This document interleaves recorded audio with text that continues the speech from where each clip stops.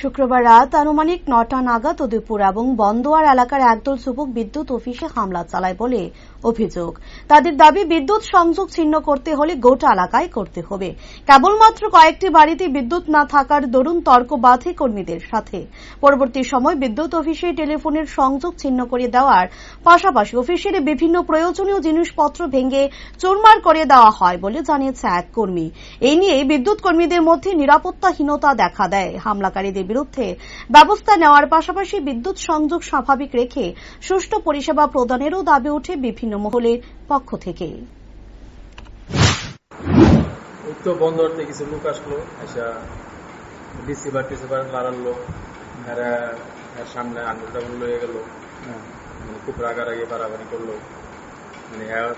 কাছে ফোন করতো, তারা করতে পারতো না।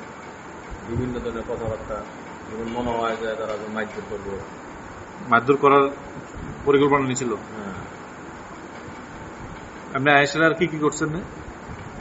আমি এইটুকু দেখলাম আর কি। আপনি কি বিদ্যুৎ দপ্তরের কর্মী?